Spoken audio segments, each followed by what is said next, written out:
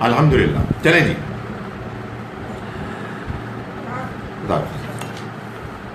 فَبَدَا بِأَوْعِيَتِهِمْ قَبْلَ وِعَاءِ أَخِيهِ.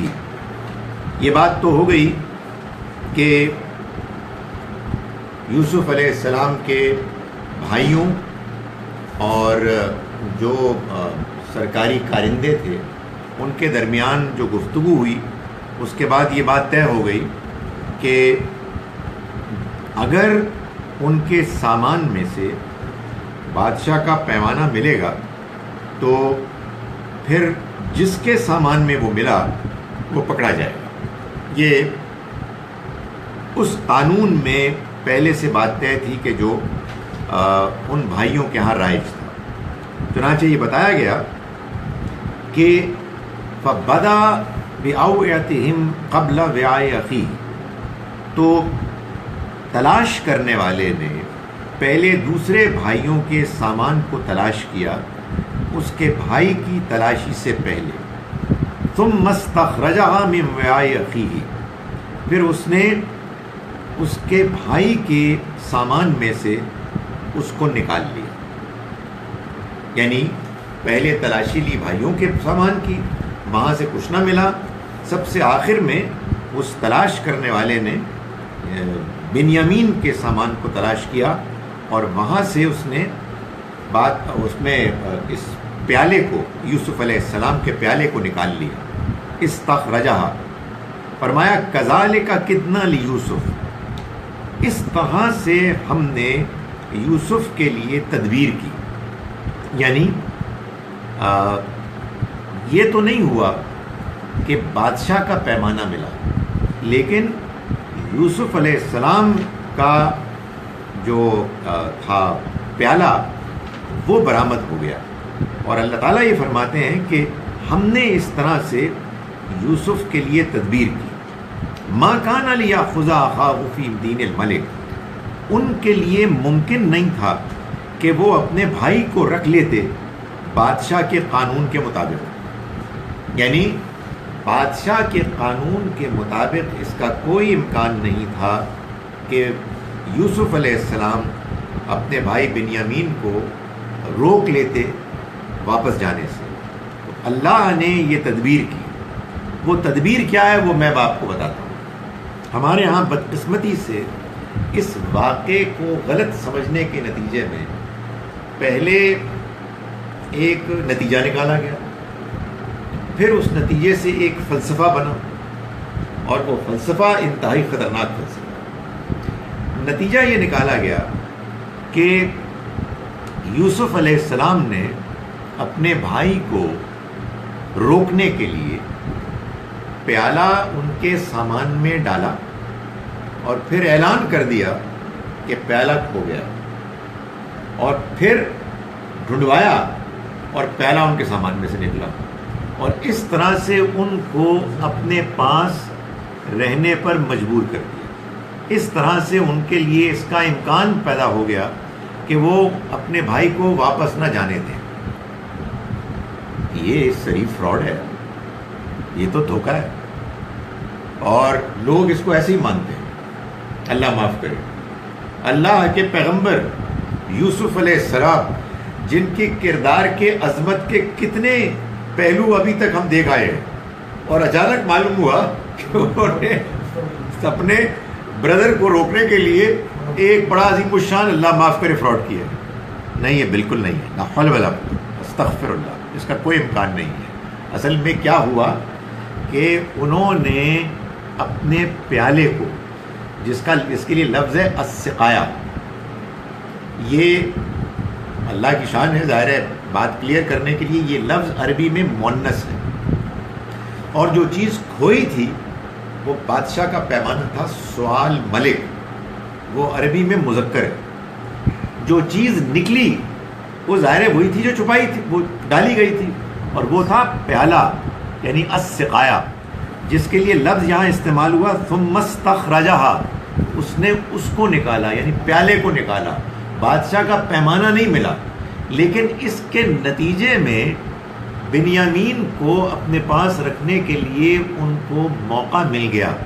یہ موقع ان کے لیے ممکن نہیں تھا ادروائز، اور یہ تدبیر کی اللہ نے. یعنی آپ یوں سمجھیے کہ بعض اوقات یہ ہوتا ہے کہ ہم بھی کبھی کوئی دعا کرتے ہیں یا خواہش کرتے ہیں کہ یار یہ ہو نہیں سکتا، بڑا مشکل ہے، لیکن بندہ کہتے ہیں یار یہ کیسے ہو گیا. عجیب چکر ہے. انہوں نے ایک فیصلہ کیا، انہوں نے ایک بات کی، ادھر سے حکومت نے ایک پالیسی بنائی، ادھر سے چین نے ایک اقدام کیا، اور جو کچھ بھی ہو ہمارا کام ہو گیا. ایسا ہو جاتا ہے نا کہ معلوم ہوتا ہے کہ دنیا جو ہے وہ ادھر ادھر ہو رہی ہے، اور کسی مقصد کے لیے ہو رہی ہے نہیں ہو رہی ہے، ہمارا کام ہو جاتا ہے. خدا تعالیٰ کی نظام میں یہ ایک غیر معمولی چیز ہے کہ بعض اوقات اللہ تعالیٰ اپنے بندوں کا کوئی کام کروانے کے لیے معاملات کو اس طرح سے آگے پیچھے کرتے ہیں، اس کو یعنی ایک ایسے انداز میں مختلف چیزوں کو ایک دوسرے کے ساتھ ریلیٹ کر دیتے ہیں کہ وہ مقصد، وہ آبجیکٹو پورا ہو جاتا ہے کہ جس کو حاصل کرنا کسی فرد کے دل میں تھا یا اللہ کی پلاننگ میں تھا. چنانچہ یوسف علیہ السلام کی یہ بڑی شدید خواہش تھی کہ ان کے بھائی بنیامین واپس نہ جائے، لیکن یہ ممکن ہی نہیں تھا، اس کا کوئی امکان ہی نہیں تھا. تو انہوں نے اپنا پیالہ اپنے بھائی کے سامان میں رکھا، اور اللہ نے کیا کیا، بادشاہ کے پیمانے کو گما دیا اور ایک ڈنڈیا پڑ گئی. اس کا کوئی تعلق یوسف علیہ السلام سے نہیں. انہوں نے یہ کام نہیں کیا تھا، انہوں نے تو سیدھا سادہ ایک کام کیا تھا جو بالکل ڈفرینٹ چیز تھی. جو چیز کھوئی گئی وہ بالکل ڈفرینٹ چیز تھی. یہ فراڈ کیسے ہے؟ یہ تو بالکل سادہ سا ایک واقعہ ہے جس میں یوسف علیہ السلام نے اللہ کی شان دیکھی، جس میں یہ ٹھیک ہے کہ تھوڑی دیر کے لیے بنیامین کو کچھ امبیرسمنٹ ہوئی، لیکن بعد میں ان کو بتا دیا گیا کہ جسٹ ڈونٹ وری، حالات ٹھیک ہو جائیں گے. میں اس میں ایک اور امکان بھی سمجھتا تھا، وہ بھی ہو سکتا ہے کہ یوسف علیہ السلام نے اللہ سے دعا کی کہ جی میں اپنے بھائی کو رکھنا چاہتا ہوں، اور یہ بھی ممکن ہے کہ اللہ تعالیٰ نے کہا ہو کہ اچھا تم ایسا کرو کہ اپنا پیالہ ادھر رکھو اور پھر دیکھو کیا ہوتا ہے. یہ بھی امکان ہے. اور یہ بھی امکان ہے کہ انہوں نے بس ایسے ہی عذرائے محبت اس کو رکھ دیا. لیکن جو چیز کھوئی تھی وہ بادشاہ کا پیمانہ تھا، جو چیز ڈالی گئی تھی وہ یوسف علیہ السلام کا پیالہ تھا. یہ دو بالکل ڈفرینٹ چیزیں ہیں.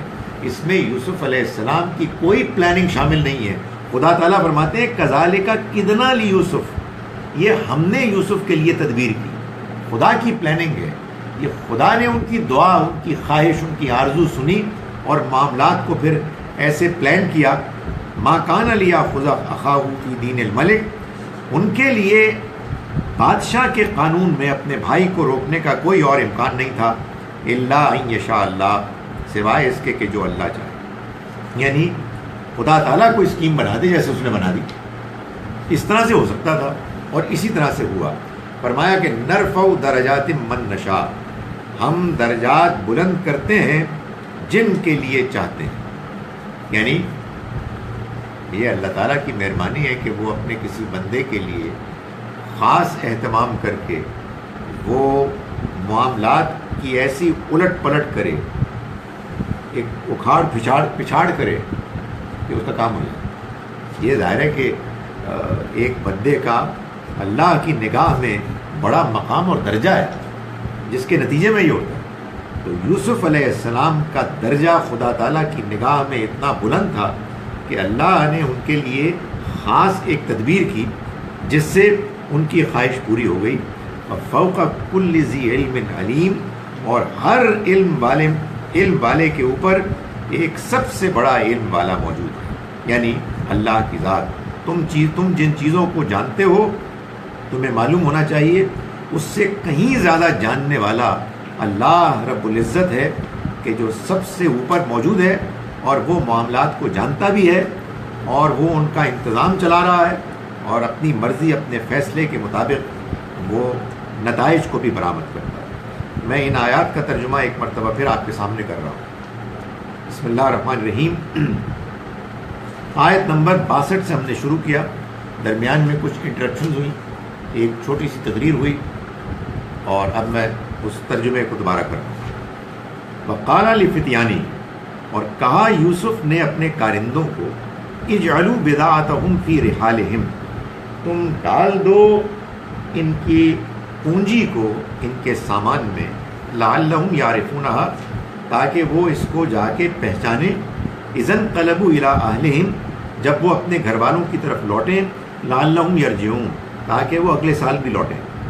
فلما رجعوا الی ابیہم، پھر جب وہ لوٹے اپنے والد کی طرف، والد کے پاس آئے، قالوا یا ابانا، انہوں نے کہا کہ ابا جان، منع منا الکیل، ہم سے ہمارا سامان، ہمارا غلہ آئندہ سال کے لیے روک دیا گیا. فارسل معنا اخانا، تو آپ بھیجیے ہمارے ساتھ ہمارے بھائی کو، نقتل وانا لہ لحافظون، کہ ہم غلہ لائیں اور ہم اس کی حفاظت بھی کریں گے. قال هل آمنکم علیہ الا کما امنتکم علی اخیہ من قبل، انہوں نے کہا کہ کیا میں تم پر بھروسہ کروں ویسے ہی جیسے کہ میں نے بھروسہ کیا تم پر اس کے بھائی کے معاملے میں اس سے پہلے. فاللہ خیر حافظہ، تو اللہ ہی ہے کہ جو بہترین حفاظت کرنے والا ہے. وہو ارحم الراحمین، اور وہ رحم کرنے والوں میں سب سے زیادہ رحم کرنے والا ہے. ولما فتحوا متاعهم، تو پھر جب انہوں نے اپنے سامان کو کھولا، وجدوا بضاعتهم ردت الیہم، تو انہوں نے دیکھا کہ ان کی پونجی، ان کی قیمت ان کو لوٹا دی گئی ہے. قالوا یا ابانا، انہوں نے کہا کہ ابا جان، ما نبغی، اور ہمیں کیا چاہیے، حاذی بضاعتنا ردت الینا، یہ ہماری پونجی ہمیں لوٹا دی گئی. ونمیر اہلنا، اور ہم اپنے گھر والوں کے لیے مال لے کر آئیں گے، غلہ لے کے آئیں گے. ونحفظ اخانا، اور حفاظت کریں گے اپنے بھائی کی. ونزداد کیل بعیر، اور ایک مزید اونٹ بھرا، سامان بھرا اونٹ لے کر آئیں گے. ذالک کیل یسیر، یہ تو اس مرتبہ تو کم سامان لے کے آئے ہیں، کم غلہ لے کے آئے ہیں. قال لن ارسلہ، فرمایا یوسف علیہ السلام نے، میں ہرگز نہیں بھیجوں گا اس کو معکم، تمہارے ساتھ، حتی تؤتونی موثقا، جب تک کہ تم میرے ساتھ یہ عہد نہ کرو، من اللہ کے نام پر، لتأتوننی بہ، کہ تم لازماً لاؤ گے اس کو اپنے ساتھ میرے پاس. الا ان یحاط بکم، سوائے اس کے کہ تم گھر جاؤ. فلما آتوہ موثقہم، پھر جب انہوں نے اس عہد کو بیان کیا، اس کا اظہار کیا، قال اللہ علی ما نقول وکیل، تو فرمایا انہوں نے، یعقوب علیہ السلام نے، کہ اللہ ہے کہ جس پر ہم بھروسہ کرتے ہیں، وہی ہمارا نگہبان ہے. وقال یا بنی، اور انہوں نے کہا کہ اے بیٹو، لا تدخلوا من باب واحدہ، تم ایک ہی دروازے سے داخل نہ ہونا. وادخلوا من ابواب متفرقہ، بلکہ شہر کے مختلف دروازوں سے داخل ہونا. وما اغنی عنکم من اللہ من شیء، میں تمہارے اللہ کے مقابلے میں کسی کام نہیں آ سکتا. ان الحکم الا للہ، تمام حکم اور اختیار تو اللہ ہی کا ہے. علیہ توکلت، اسی پر میں نے بھروسہ کیا. وعلیہ فلیتوکل المتوکلون، اور اسی پر چاہیے کہ بھروسہ کریں بھروسہ کرنے والے. ولما دخلوا من حیث امرهم ابوہم، اور جب داخل ہوئے وہ وہاں سے جہاں سے کہ ان کے والد نے ان کو حکم دیا تھا، ما کان یغنی عنہم من اللہ من شیء، اور وہ اللہ کے مقابلے میں ان کے کچھ کام آنے والے نہیں تھے. الا حاجتاً فی نفس یعقوب قضاها، سوائے اس کے کہ ایک خواہش، ضرورت تھی یعقوب کے دل میں، جس کو انہوں نے پورا کیا. وَإِنَّهُ لَذُو عِلْمٍ لِمَا عَلَّمْنَاهُ، اور وہ یقیناً بڑے علم والے تھے اس بنیاد پر کہ جو ہم نے ان کو علم دیا. وَلَٰكِنَّ أَكْثَرَ النَّاسِ لَا يَعْلَمُونَ، مگر لوگوں کی اکثریت نہیں جانتے. وَلَمَّا دَخَلُوا عَلَىٰ يُوسُف، اور جب وہ داخل ہوئے اور حاضر ہوئے یوسف کے پاس، آوا الیہ اخاہ، تو انہوں نے قریب کیا اپنے بھائی کو اپنے سے. قال انی انا اخوک، اور کہیں تنہائی میں ان کو کہا کہ میں تمہارا بھائی ہوں. فلا تبتئس، تو دیکھو مایوس نہ ہو، بما کانوا یعملون، اس پر کہ جو یہ لوگ حرکتیں کرتے ہیں. فلما جہزہم بجہازہم، پھر جب انہوں نے ان کے سامان کو لدوایا، جعل السقایۃ فی رحل اخیہ، تو انہوں نے اپنے بھائی کے سامان میں اپنے بھائی کے سامان میں پیالہ رکھ دیا، رحل اخیہ. ثم اذن مؤذن، پھر کیا ہوا کہ ایک پکارنے والے نے پکارا، ایتھا العیر، اے قافلے والو، انکم لسارقون، تم لوگ چور ہو۔ قالوا واقبلوا علیہم، انہوں نے کہا ان کی طرف مڑ کر، ماذا تفقدون، کیا چیز ہے کہ جو تم تلاش کر رہے ہو، کیا چیز ہے کہ جو کھو گئی ہے؟ قالوا نفقد صواع الملک، انہوں نے کہا کہ ہم تلاش کر رہے ہیں بادشاہ کا پیمانہ، ولمن جاء بہ، اور جو لے کے آیا اس کو، حمل و بعیر، اس کو ایک مزید اونٹ ملے گا غلہ بھر کے، وانا بھی زعیم، اور کارندے نے کہا کہ میں اس کی ضمانت دیتا ہوں۔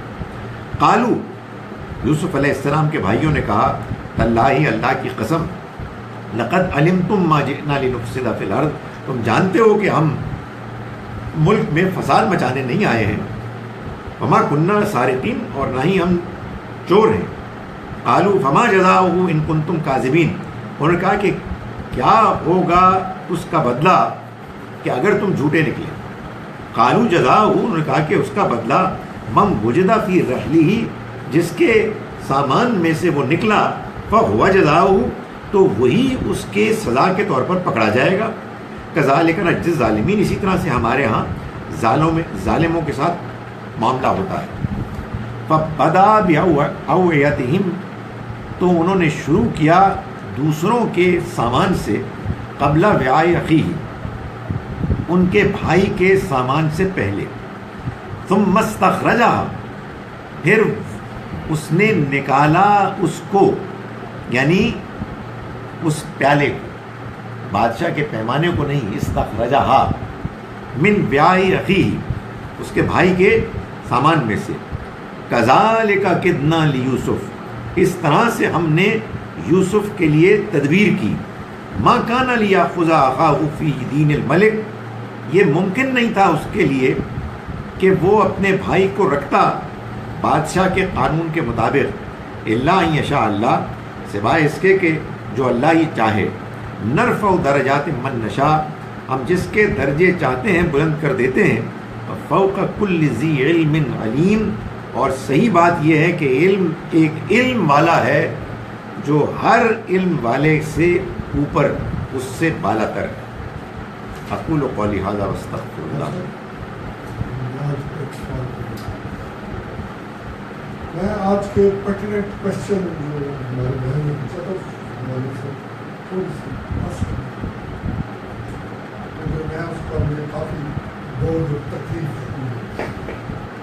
میں سمجھتا ہوں کہ آج کسی وجہ سے آپ لیٹ ہو گئی، مجھے جھگڑا وہ اللہ کی طرف سے تھا۔ کبھی کبھار یہ ہو جاتا ہے جیسے میری بہو آ گئی، فلائٹ کا ٹائم چینج ہو گیا، ہر میں اس کے بعد میں پڑھائی کر سکتا ہوں، یہ اللہ کی طرف ہے، because we are running a class in a house, اور جہاں تک میرا تعلق ہے یا میری فیملی کا تعلق ہے، اللہ کے فضل و کرم سے یہ 2 سے 2.5 گھنٹے یہ اللہ جانتا ہے یا اللہ نہیں تو کوئی جانتا ہے، تو دنیا جہاں بھی کوئی چیز آ رہی ہو، ہم کہتے ہیں آسمان بھیجے، ہم نے یہ 2 گھنٹے اللہ کے لیے، یہ میرا گھر، یہ میری ہر چیز وقف ہے۔ یہاں تک ہوا کہ جہاں پہ آپ کو کوئی پرابلم کبھی آئی، آپ نے ہمیں ڈانٹ دیتے ہیں، جیسے کہ ہم نے چائے بنانی بات کرتے ہیں کہ اس کے پیالوں کی آواز تک نہ ادھر جو اپنا بند کرتے ہیں، لیکن پھر بھی ہم انسان ہے، کوئی غلطی ہو جاتی ہے، ہو جائے تو درگزر کرنا چاہیے۔ اس کے علاوہ ایک تو بات، دوسری، جب قرآن ہم پڑھنے آئے ہیں اس کا مطلب ہے کہ ہم قرآن سمجھنے ہیں۔ قرآن تو میں اپنے کمرے میں بیٹھ کے پڑھ سکتا ہوں اور ترجمہ بھی موجود ہے، مگر دا وے یو ایکسپلین وہ دل میں اترتی ہے بات۔ اور میں نے آج اس دن سے کہا کہ میں نے آج جو آپ نے سورہ یوسف کی بات فرمائی، جس میں یہ کہا کہ 1 اونٹ کا انعام دیں گے، کہ آج تک میں نے 100 دفعہ قرآن پڑھا، مجھے نہیں پتا لگا نا آج۔ ہاں، اس کے الفاظ ایسے ہیں کہ وہ عام طور پر سامنے نہیں آپ آتے۔ کو اتنی سمجھ یہ بھی چیز اس کی ہے۔ تو اگر کوئی ریلیٹڈ، جیسے وہ 2 پیالے اس کا تھا، آپ نے کہا کہ میں بتاؤں گا،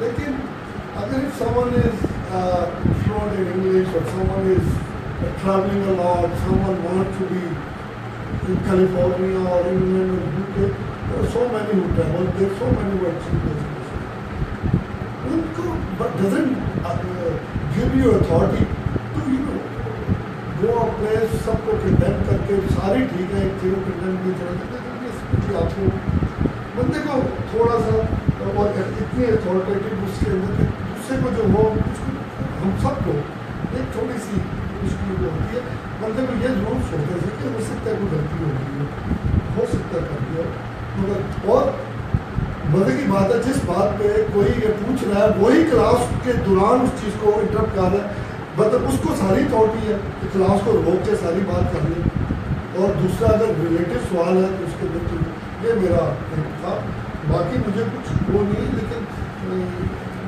first time had happened in last 7 years someone condemned us like this.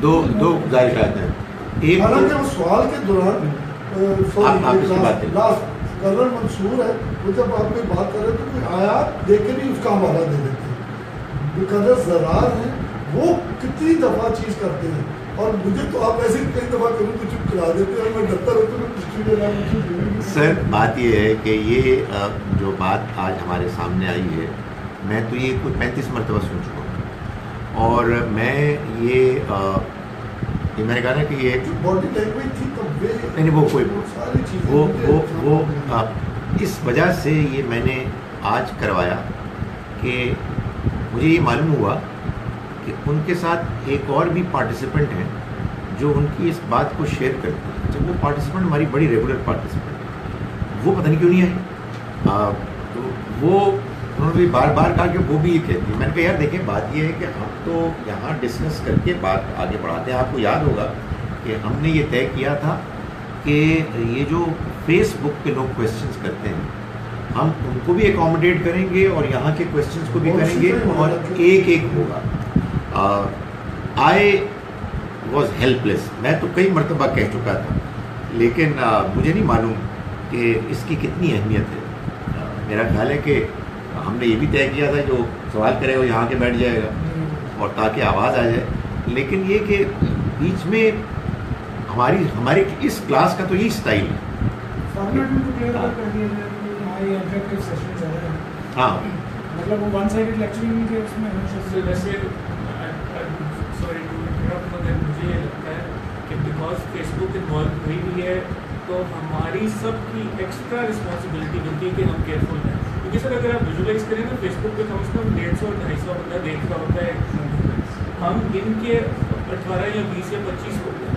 अगर आप इमेजिन करें कि हम सारे एक ही जगह बैठे हैं तो उनमें से अगर 250 और 300 बंदों में से इस पर 20 बंदे बोलते रहेंगे बार बार फॉर एनी मेजर, बाकी तो कोई नहीं बोल सकता इस पर, तो वो पूरी क्लास पर डिस्टर्ब देखिए फेयर बात ये मैं बताऊँ, हमारे पे एक्स्ट्रा रिस्पॉन्सिबिलिटी यू राइट, वो ठीक है। हम उसकी बात कर रहे थे मंसूर में कभी कोई चीज़ ऐसी रिलेटेड कर रहा एक बात है फिर बात यह है कि फेयर बात यह है नायब कि वो जो 150 लोग सुन रहे हैं वो असल में इन 10-12 की वजह से सुन, ये सही बात है कि ये एहतमाम हो रहा है ना। नहीं, मैं ये क्लास ट्रेडिशनली फेसबुक से पहले की शुरू हुई उसके बाद।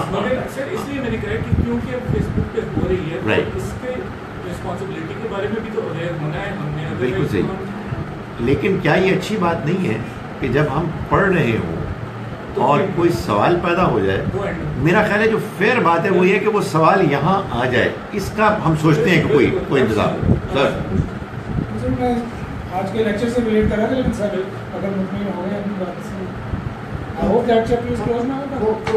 कमिंग बैक टू दैट जो आज पढ़ा है जी इसमें मैं सर ये समझ रहा था कि इस पूरी जो नरेशन के अंदर जो बिल्डअप हुआ है वो उस पर भी मतलब खासा गौर करने का वो है।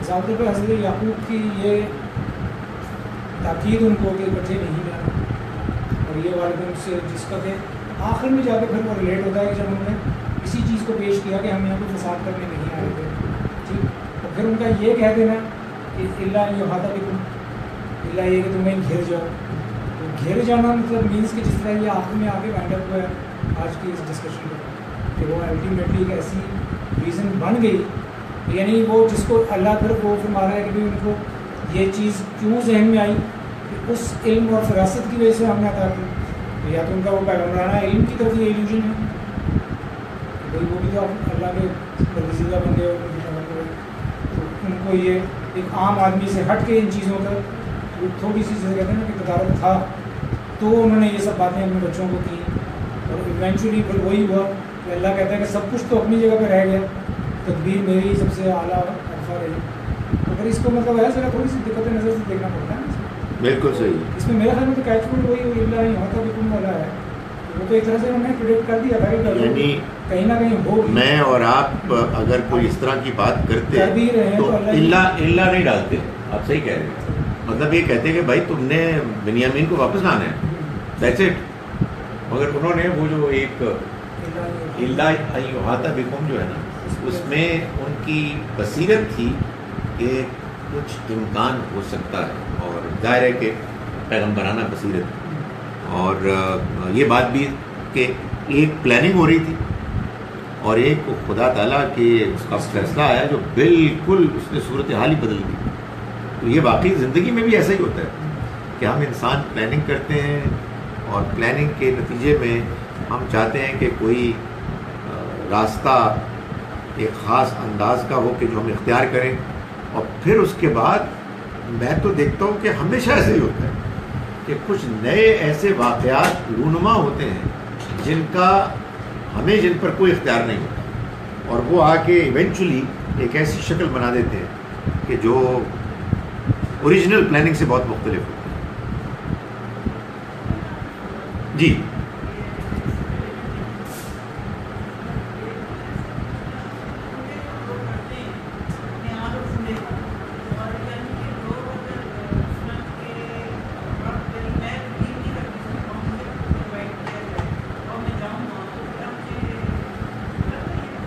دیکھیں جی، جو بات مجھے معلوم ہے، ساری تفصیل تو وہی بتا سکتے ہیں کہ جو ایسا کرتے ہیں.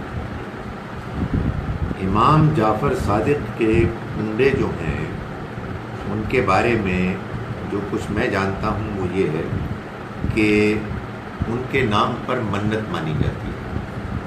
لوگ اپنے اپنے دنیاوی مقاصد جو ان کے سامنے ضرورتیں ہیں، حاجتیں ہیں، ان کے لیے ان کا نام لے کر، یہ باقاعدہ ان کا نام اس میں شامل ہوتا ہے، لوگ اپنی اپنی حاجتوں کو پورا کرنے کی غرض سے اس خاص مجلس میں جو منعقد کی جاتی ہے کچھ کنٹریبیوٹ کرتے ہیں.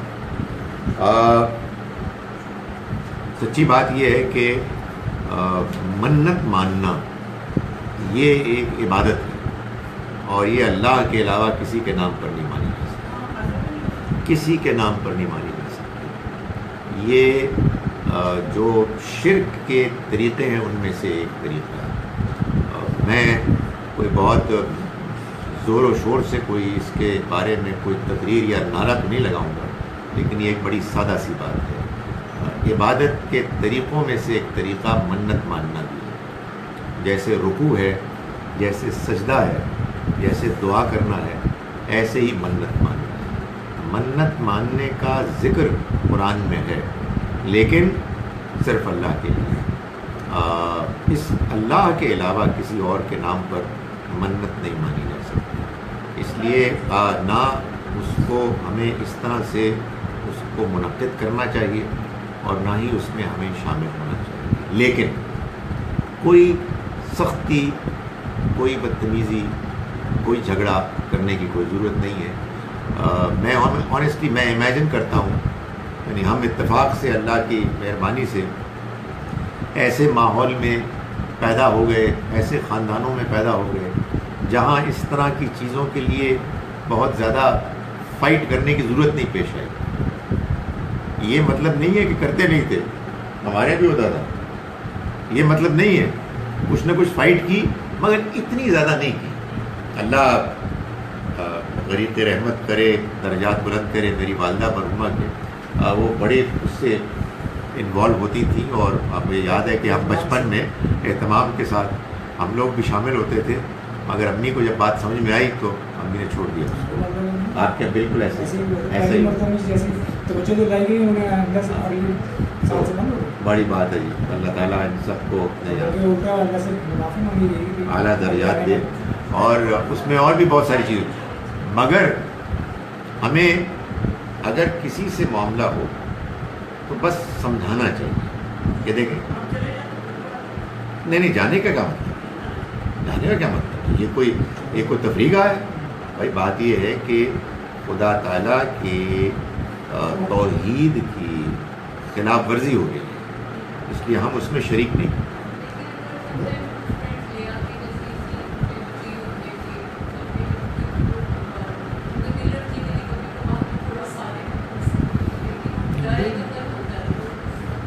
دیکھیں بات یہ ہے کہ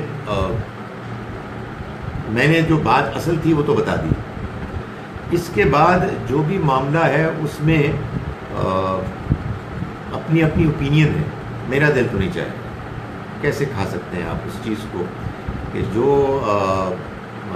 اللہ کے نام کے علاوہ کسی اور کے نام پر رکھی گئی ہے. جیسے لوگ 11ویں شریف کرتے ہیں. ہاں اس میں دل ہاں ہاں وہ میرے خیال میں تو حرام ہے وہ کھانا. ہاں اس وجہ سے یو رائٹ. ہاں مطلب یہ تو غیر اللہ کے نام پر، غیر اللہ کے نام پہ تو حرام. غیر اللہ کے نام پر جو کھانا ہے میرے خیال میں اس کو پھینک دینا چاہیے. استانوں کے بارے میں اس کے جو ہم پہلے یہ والی شہرت تھوڑی سی کلیئر ہو جائے. ابھی اس پہ سوچ بچار ہو رہا ہے تو آپ کا خیال ہے پھینک دینا چاہیے. میرے خیال میں پھینکنے سے اس کو ایسا نہیں کہ اس کی بے ادبی ہو، کسی جانور کو کھلا دیں آپ، یا اس کو رکھنے کا اگر آپ کو نہ پتہ لگے. ہاں آج کل تو لوگ آپ کے گلے پڑتے ہیں، آپ کے لے جاؤ اس کو. گلے پڑے زیادہ تر گلے پڑتے ہیں. جی اس پر اللہ کا نام لے کر بسم اللہ کر کے وہ تو ان کی نیت ہے نا. اب آپ کو کوئی چیز دے کر گیا رزق ہے اللہ کا، اس کو رزق کی ایک اپنی توہین کی ہے.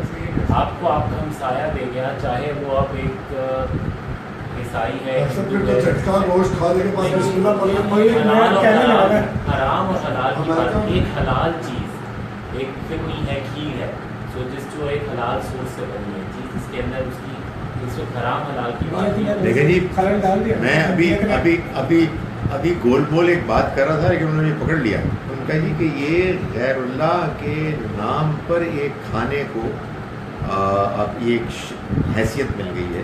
مجھے جو ذہن میں آتا ہے وہ یہ ہے کہ آپ اگر اس کو خود نہ کھائیں اور کسی اور کو بتائے بغیر دے دیں تو شاید گنجائش نکلے. بٹ میرا خیال ہے وہ بھی ایک مشکوک چیز ہوگی. ہاں تو آپ جانور یہ چیز پسند نہیں کرتے پھر آپ دوسرے کے لیے کیوں کریں؟ بھائی آپ کے لیے تو ناپسند ہے اس لیے کہ آپ کو پتہ لگ گیا ہے نا. لیکن جانور کے لیے بتا بھی دینا چاہیے ان لوگوں کو جی. ہاں دیکھیں وہ جو آپ نے کہا نا کہ دل رکھنے کے لیے، دیکھیں بات یہ ہے کہ ہمیں دل رکھنا ہے، لیکن یہ دل رکھنے سے زیادہ اہم بات ہے. اسی لیے میں کہہ رہا ہوں کہ اس طرح کے معاملات میں ہمیں حد درجے نرم ہونا چاہیے. ہمارے یہاں لوگ حد درجے سخت ہوتے ہیں کہ آدمی کہے کہ دیکھیں یہ ہم جانتے ہیں کہ آپ بھی شرک کو پسند نہیں کرتے، آپ کے نزدیک بھی شرک حرام ہے. ہمارا اور آپ کا اس معاملے میں اختلاف ہو سکتا ہے. ہماری رائے میں یہ شرک کوئی ایسی بات کر لیں کہ جس کے بعد دوسرے شخص کے ہاں آپ سے گفتگو کرنے کا ایک دروازہ کھلا ہے. بھائی ہمارے اور دوسروں کے درمیان یہ چیز تو کامن ہے نا کہ شرک قطعاً ناقابل قبول ہے. تو ہم یہ کہیں کہ دیکھیں آپ بھی شرک کو ناقابل قبول مانتے ہیں، ہم بھی شرک کو ناقابل قبول مانتے ہیں. کیا چیز شرک ہے کیا نہیں ہے اس میں ہمارا اور آپ کا اختلاف ہو سکتا ہے. ہم اس کو اب تک شرک سمجھتے ہیں، آپ نہیں سمجھتے، آپ اپنا اطمینان کر لیں. شاید یہ بات کرنے کے نتیجے میں اس کا امکان پیدا ہو جائے کہ وہ آپ سے کسی موقع پر پھر بات کریں. جی زیادہ تر یہ ہوتا ہے کہ گلیوں محلوں میں لوگ اپنے ملازموں کو بھیجتے ہوتے ہیں کہ آپ بات نہیں کر سکتے. ہاں ماس ہوا اس لیے کہ وہ خود آتے ہیں. تو اب میں یہ کرتا ہوں کہ پوچھ لیتا ہوں کہ بتاؤ کہ یہ ان سے پوچھتا ہوں کہ یہ کس کے نام پہ. اگر وہ کہتے ہیں ہم نے اللہ کے نام پہ دیا تو ابھی وہ کہتے ہیں اللہ کے نام پہ میں نے کسی طریقے سے ٹھیک ہے. دیکھیے اس میں تو اختلاف ہو سکتا ہے، جب سے سمجھ ہے نہیں دیکھیں اس میں اختلاف ہو سکتا ہے. کچھ لوگ ذرا مضبوط ہوتے ہیں، کچھ لوگ کمزور ہوتے ہیں کہ وہ دیں اور کوئی لے لے، ان کے سامنے کچھ نہ کریں، لیکن آپ اس کو استعمال نہیں کریں۔ وہ لینے کا مطلب یہ نہیں ہے کہ آپ نے اس کو مان لیا، یعنی وہ جو کہہ رہی ہیں کہ آپ نے دل رکھ لیا، کسی موقع پر آئندہ ان سے گفتگو کرنے کا ذہن میں ارادہ رکھیں، کیونکہ اصل میں اس میں ایک بڑی پرابلم یہ ہوتی ہے کہ آپ جب فوراً انکار کر دیتے ہیں تو صرف انکار ہی نہیں ہوتا، آپ کے اور ان کے درمیان کمیونیکیشن ختم ہمیشہ کے لیے۔ یہ وہابی قسم کے لوگ آ گئے ہیں اور یہ اس قابل ہی نہیں ہے کہ ان کے ساتھ کوئی بات کی جائے، یہ بھی کوئی بہت اچھا نتیجہ تو نہیں ہے۔ تو میرا خیال ہے کہ اس میں اختلاف ہو سکتا ہے۔ جو چیز ہوپ فلی طے ہے وہ یہ ہے کہ اس کو ہم کو استعمال نہ خود کرنا ہے نہ کسی اور کو کروانا ہے۔ کیا کرنا ہے؟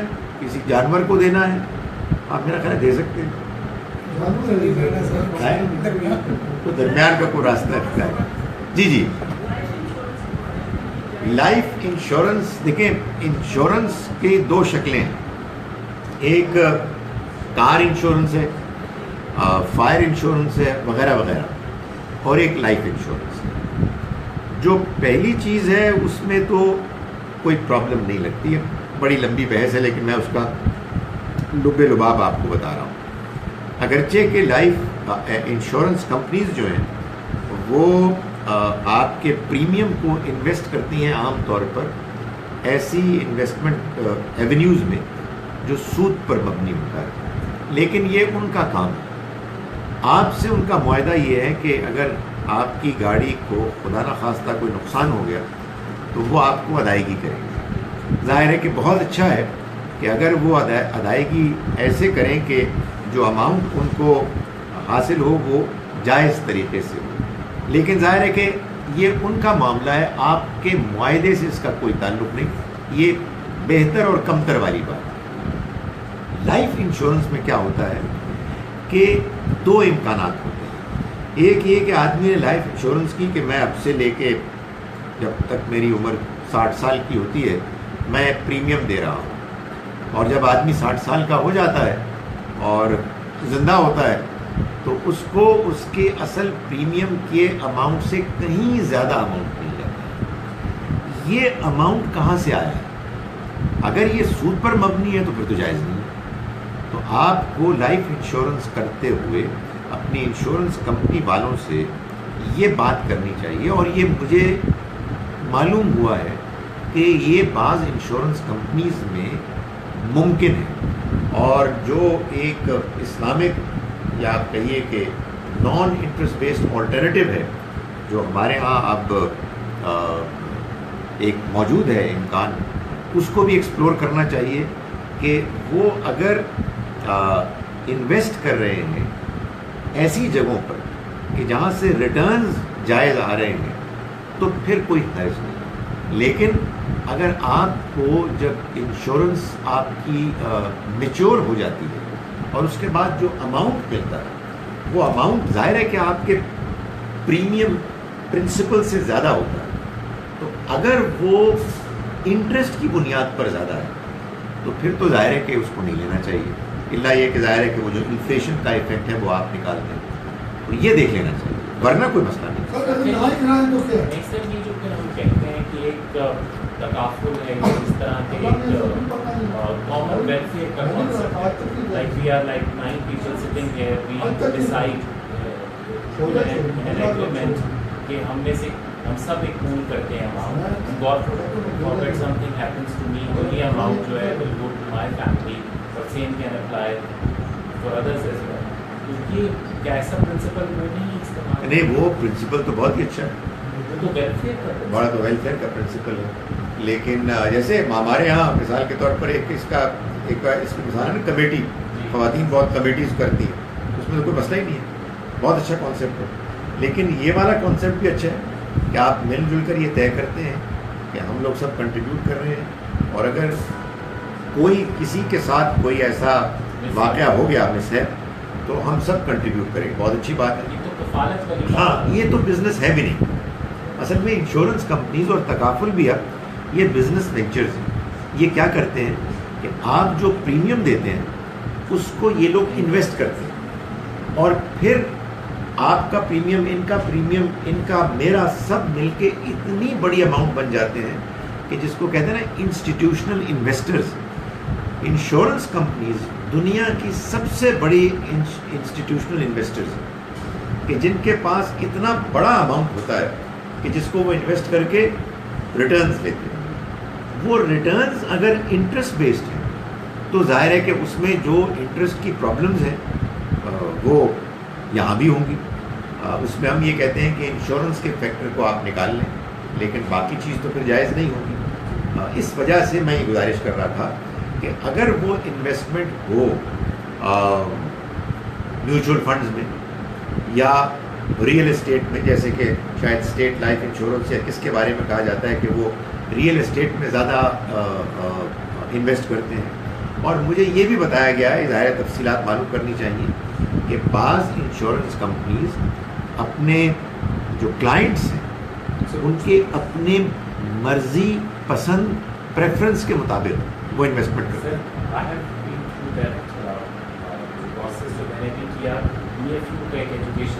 اوکے، اس کے لیے میں نے اسپیشلی ان سے پوچھا جب آپ کی کلاسز میں آنا شروع کیا 1.5 برس پہلے، کیونکہ جب اس کی ریویو کرنے کی باری آئی تو پھر انہوں نے مجھے کہا کہ 10% of their total investments are in non interest basis. اچھا، تو انہوں نے کہا کہ ہم آپ کو اس میں رکھیں پورے کے پورے پورے کا پورا جو ہے 90% جو ہے ہماری انٹرسٹ بیسڈ ہے، 10%. ایکسلنٹ. اب بندہ عالم اس میں کتنی سچائی ہے، لیکن ایک حد تک ان کے ساتھ آرگیومنٹ کرنا، ان کو اپنا پوائنٹ آف ویو سمجھانا اور اس کے بعد ان کی میری تسلی کرانا سے ظاہر مجھے ایسا لگا کہ میں نے کم سے کم اپنی حجت پوری کی ہے. باقی اللہ بہتر. دیکھیں، آپ کو انہوں نے گارنٹی دی ہے کہ آپ کے اماؤنٹ کو وہ وہاں انویسٹ کریں گے کہ جو نان انٹرسٹ بیسڈ ہے. جو انہوں نے مجھ سے ایک پوری ایک اپلیکیشن تھی جو لکھوا کے سائن کرائی کہ میرے اس میں کنورٹ ہو رہا ہے میرا اس میں. اب تو آپ کے اوپر بلیم آئے گا اگر آپ کو واقعی معلوم ہو جائے آن کریڈیبل ریلائبل بیسز کہ ایسا نہیں کر رہے. لیکن یہ بالکل ایسا ہی ہے کہ کون جا کے سنتا ہے کہ بکرے کو اور مرغے کو حلال کرتے ہوئے کسی نے تکبیر پڑھی ہے. ہمیں تو نہیں پتہ ہوتا، تو مسلمان ہے وہ کر رہا ہے. لیکن اگر آپ کو یہ معلوم ہو جائے کہ کوئی بچر ایسا ہے، قصائی کے جو as a matter of policy نہیں کرتا، تو پھر نہیں کرنا چاہیے. تو آپ کو جب یہ کہہ دیا بس کافی ہے. اچھا جناب، یہ اتفاق سے ٹھیک ہو گیا جی. یہ کلاس سے متعلق سوال ہے کہ پیمانے کا کیا مطلب، یعنی وہ جس سے ناپا تولا جاتا ہے. تو معلوم یہ ہوتا ہے کہ بادشاہ کے پاس کوئی ایسا کنٹینر میجر کہ جس سے کہ وہ تولتے تھے، تو بادشاہ کا پیمانہ تھا. شراب کے لیے بھی پیمانہ پیالہ جو کچھ اس میں کچھ ہے ابھی بھی کنفیوژن کے باہر. وہ بھی پیالہ تھا اور پیمانہ بھی پیالہ ہی ہوتا ہے. اردو میں اس کا مطلب بے شک ایک ناپنے کی چیز ہوتا ہے. آپ بات کر رہے ہیں اس کی، اسی سورہ کی. بھائی میری بات سنیں، اللہ تعالیٰ نے دو الگ الگ الفاظ استعمال کیے، ایک سوال ملک اور ایک السقایا. تو اب ایک مذکر ہے ایک مؤنث ہے. وجہ کیا تھا؟ ظاہر ہے کہ اتنے اہم معاملے میں جس کے نتیجے میں یہ طے ہونا تھا کہ اللہ کے پیغمبر نے لوگوں کو اللہ معاف کرے دھوکہ دینے کے لیے کام کیا. اللہ تعالیٰ کو دو الگ الگ الفاظ استعمال کرنے کی کیا ضرورت ہے؟ تو معلوم یہ ہوتا ہے کہ یہ بس ایک ایسی غلط فہمی تھی کہ جو مشہور ہو گئی. اور ہاں، میں نے یہ بات کہی تھی جو میں نے پھر بیان نہیں کی. آخر میں یہ بھی بیان کر دیتا ہوں. یہ سوال ایک بڑا لمبا سا ہے جو میرا کسی اور موقع پہ میں دیکھ سکوں گا کہ اس کے نتیجے میں اس کی امپلیکیشن یہ ہے کہ جو لوگ یہ مانتے ہیں کہ یوسف علیہ السلام نے اپنے بھائی کو روکنے کے لیے یہ طریقہ اختیار کیا، پھر وہ یہ کہتے ہیں کہ نیکی کے، اچھائی کے مقاصد کو حاصل کرنے کے لیے چھوٹا موٹا فراڈ اور دھوکہ یہ ٹھیک ہے. حکمت عملی، آپ کی پارٹی آئے گی تو وہ اچھا ماحول پیدا کرے گی، دین کے احکام کو نافذ کرے گی، تو کچھ جعلی ووٹ دینے میں کوئی حرج نہیں ہے. یہ نتیجہ نکلتا ہے اس کا. important, sir. Thank you for that. یہ ہے مسئلہ. بہت بڑا فلسفہ بہت. غلط ہے. اور سر اگر ایک اور بھی چیز آئی ہے جی کہ اگر اللہ سبحانہ تعالیٰ ادھر بات جاری ہو چاہتے تو انہیں بیمار کر کے بھی وقتی طور پر روک سکتے تھے، لیکن پھر ان کے والد صاحب کو بھی واپس بلانا تھا تو وہ پاسبل نہیں تھا. تو اللہ نے ایک ایسا طریقہ اختیار کیا کہ اس کھاتے میں انہوں نے کہنا تھا کہ ابھی اپنے والد کو لے کے آؤ گے. بس وہ ایسے اسس کرنا بس اس میں قصہ کچھ ایسا ہے کہ اس میں سب کچھ کوئی ہے there is some attraction in it.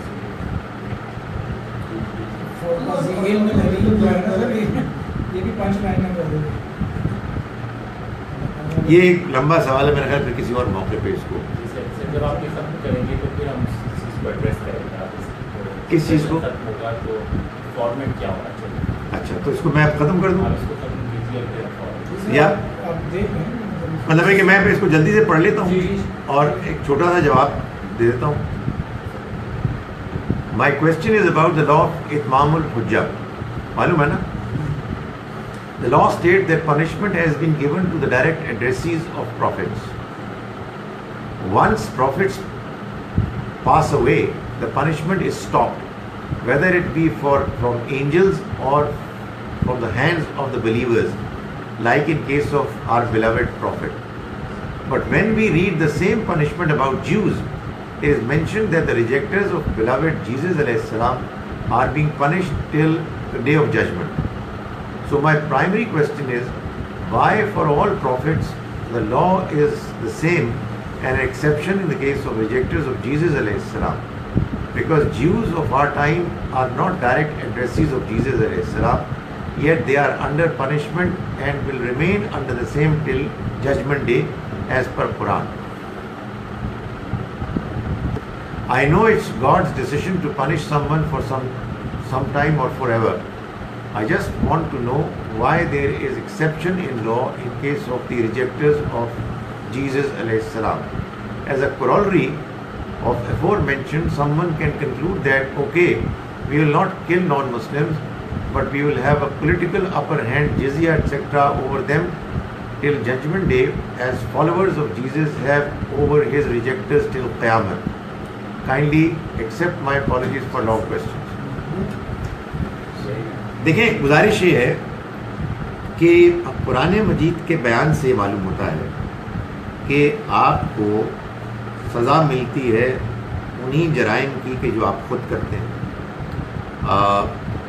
لیکن یہ بھی معلوم ہوتا ہے کہ آپ کسی جرم میں شامل ہو جاتے ہیں کہ جب جرم اگرچہ کہ آپ نے نہ کیا ہو لیکن آپ اس جرم کو اون کریں، یعنی آپ اس پر فخر کریں، اس کے بارے میں آپ کو یہ کہیں کہ ہم اس کو سپورٹ کرتے ہیں، ہم اس کی تائید کرتے ہیں. تو بظاہر یہ معلوم ہوتا ہے کہ اگرچہ کہ مسیح علیہ السلام کے معاملے میں جرم کرنے والے تو ایک خاص دور کے یہودی تھے، لیکن اس کے بعد جو بھی یہودی آئے جو اس خاص نقطۂ نظر سے تعلق رکھتے تھے، ان میں سے کسی نے بھی اس جرم کی مذمت نہیں کی. اگر کر دی تو ظاہر ہے کہ پھر وہ اس طرح کے یہودی نہیں رہے، لیکن ہم یہ جانتے ہیں کہ تب سے لے کر اب تک جو یہودی جو مذہبی گروہ ہے ان کے ہاں یہ انڈرسٹینڈنگ ایسے ہی ہے کہ موسیٰ علیہ السلام کے بعد اب مسیح علیہ السلام کی جو آمد ہے وہ ان کے لیے اللہ کی جانب سے ہونا یہ ناقابل قبول ہے. سو معلوم یہ ہوتا ہے کہ آپ یا کوئی اور فرد جو اپنے والدین اپنے آباء و اجداد کے غلط فیصلوں کی تائید کرتا ہے اور اس کی سپورٹ میں وہ بیان دیتا ہے، پالیسیز اختیار کرتا ہے، زندگی گزارتا ہے، تو وہ بھی ان کے ان جرائم میں شامل ہے. اس جرم سے اپنے آپ کو الگ کرنے کا ایک ہی طریقہ ہے، اور وہ یہ ہے کہ آپ یہ کلیئرلی کہیں کہ یہ ظلم زیادتی ہوئی تھی اور ہم اس میں شامل نہیں. لیکن اگر آپ اپنے آپ کو فخر کے ساتھ اس ٹریڈیشن کا حصہ مانتے ہیں تو پھر ظاہر ہے کہ آپ اس جرم میں شامل ہیں، اور قرآن مجید نے اس بات کو ریمائنڈ کرایا ہے کہ یہ اللہ کی طرف سے وہ فیصلہ ہے کہ جو ان کے اوپر نافذ ہوا ہے. چنانچہ یہ ریمائنڈر ہے ان لوگوں کے لیے کہ جو ابھی بھی اس کو نہیں مان رہے ہیں کہ وہ اپنے آپ کو اس سے الگ کر لیں. یہ ہے ایک پہلو. دوسرا پہلو یہ ہے کہ قرآن سے یہ معلوم ہوتا ہے کہ چاہے بنی اسرائیل ہوں یہودی ہوں یا بنی اسماعیل ہوں یعنی عرب ہوں جو اسماعیل علیہ السلام کی اولاد ہیں، ان دونوں کے بارے میں اللہ نے یہ طے کیا ہے کہ یہ دنیا میں اللہ کے دین کی شہادت گواہی دینے کے لیے اپوائنٹ کر لیے گئے، جیسے اس سے پہلے اللہ نے پیغمبروں کو اپوائنٹ کیا. اور اللہ کی اس اپوائنٹمنٹ کا یہ لازمی نتیجہ ہے کہ اگر وہ اپنی ذمہ داری کو پورا کریں گے تو وہ دنیا میں بھی آخرت سے پہلے کامیاب ہوں گے، اور دنیا میں وہ بحیثیت قوم سرخرو ہوں گے. باقی تمام اقوام ان کے مقابلے میں سرنگوں ہوں گی، کمزور ہوں گی اور ان کے مرہون منت ہوں گی. لیکن اگر وہ اس منصب پر فائز ہونے کے بعد اپنے رویے کو اس طرح سے نہیں ڈھالیں گے جو ان سے توقع ہے تو پھر ان کو اس دنیا میں سزا ملے گی. چنانچہ یہ معاملہ آپ بنی اسرائیل کے بارے میں قرآن مجید میں پڑھ رہے ہیں، بنی اسماعیل کے بارے میں بھی یہی معاملہ ہے. یعنی دونوں قومیں، پورا خاندان ابراہیم اصل میں اللہ کی طرف سے جس مقام پر فائز ہے اس مقام کا تقاضا یہ ہے کہ وہ اپنے آپ کو اللہ کے پیغام کے مطابق ڈھالیں اور اس پیغام کو دنیا والوں کے سامنے پیش کریں. اگر وہ ایسا کریں گے تو انہیں یہاں بھی اور وہاں بھی کامیابی ملے گی، اور اگر وہ ایسا نہیں کریں گے تو وہاں کی ناکامی سے پہلے ان کو یہاں کی ناکامی کا بھی سامنا کرنا ہوگا. خدا تعالیٰ نے یہودیوں کے بارے میں جو اس گروہ میں شامل ہونے کو پسند کریں گے اپنا یہ فیصلہ سنا دیا ہے کہ معلوم ہوتا ہے کہ قیامت تک وہ ایسا نہیں کریں. اس پر آپ کہہ سکتے ہیں کہ یہ کیسے ہوا، یہ اللہ کا علم ہے. اللہ نے اپنے علم کے مطابق یہ بات بیان کر دی ہے کہ یہ معاملہ اب وہ قیامت تک جاری رکھیں گے. ان میں سے جو لوگ اپنے آپ کو اس سے ہٹا دیں اور اپنے رویے کو درست کر دیں تو وہ اس میں شامل نہیں ہوں گے، وہ اپنے آپ کو اللہ کی اس پکڑ کی زد سے بچا لیں گے. بنی اسماعیل کو بھی سزا دینی چاہیے، مل رہی ہے. یعنی بنی اسماعیل کو بھی پھر آج سزا دینی چاہیے جو مسلم نہیں ہیں. مسلم نہیں ہے، میں نہیں سمجھا. یعنی بنی اسماعیل کو سزا مل رہی ہے. اور سزا کیا ہوتی ہے؟ یعنی سزا کا مطلب یہی ہوتا ہے پٹنا، دوسروں کے آگے ناک رگڑنا، دوسروں کے زیر دست ہونا، دوسروں کی ڈیفنس کی بنیاد پر اپنے بارڈرز کو سیکیور کرنا. یہی ہوتا ہے اور یہی ہو رہا ہے جناب. اس کو آپ کہہ رہے ہیں کہ اس کو ہم ختم کریں تاکہ ہم اپنی ایک نجی گفتگو کر سکیں. قولوا قولی ھذا واستغفر